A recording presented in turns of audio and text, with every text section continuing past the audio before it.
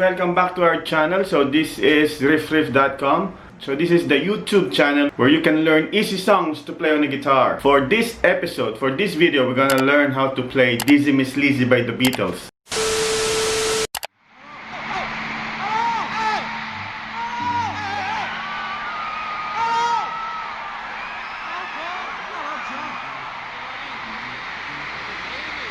We'd like to do a song of our LP album, Beatles 6, I think. Can you hear me? Hello? And it's called Dizzy Miss Lizzy.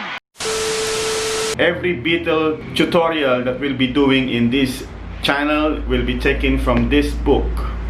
Such a big, huge book, so it contains all the Beatles songs. The great thing about this book is that not only do you have tablatures on the guitar, you also have the drums, the drum notations, the piano. Every single instrument on every Beatle records are transcribed in this book. So if you want to check out the book, the Amazon link is in the description of this video.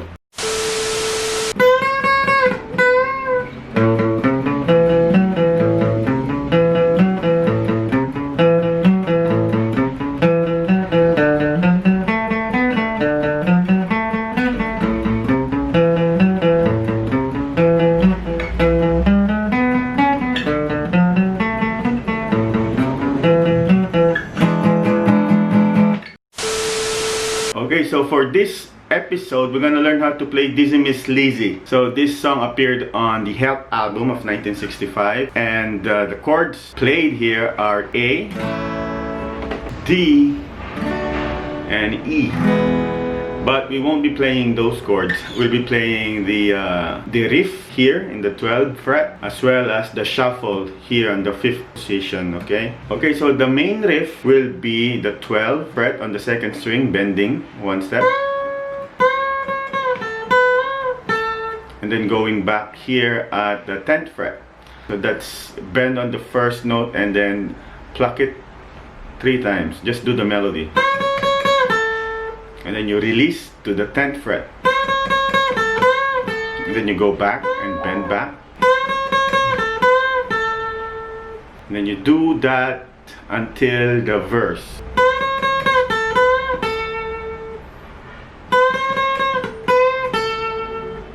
And then right before the verse, you won't be going to the 10th fret. You'll be retaining, you will be staying on the 12th fret when you release the bend.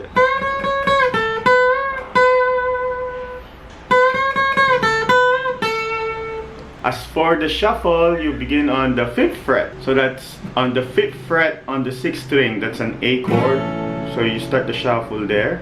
So that's 5, 5, 5, 5, 8, 9. Alright? So you have to spread your fingers there. And then that's the 5th string, 7th fret, going to 9. Back to 7. Do that twice. And then you switch to D. Just go down on the 5th string. On the 5th string here. Same pattern. That's 5, 8, 9. And then you go to the 4th string. 7 to 9. And go back to A. Twice. Then you go to E on the 7th fret. That's 7, 10, 11. And then on the 5th string, going 9 and 11. Okay? And then you go back to D. Same pattern. Okay? So you go 2 times on the A, once on D, go back to A, and then once on E, and then go back to D, and then finally on the A. So that's a 12 bar.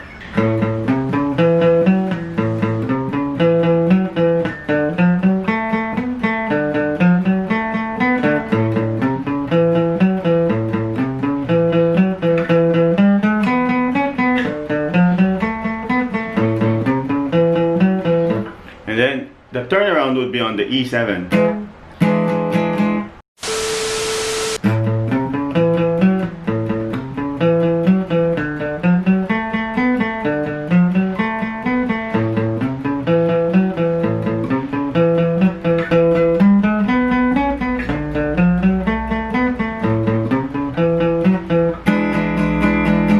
And then you repeat for the verse, and basically that's the whole song, okay? So you have to play it with a buddy, with a friend. So one will be doing the main riff and singing as well. The other one will be playing the shuffle, okay?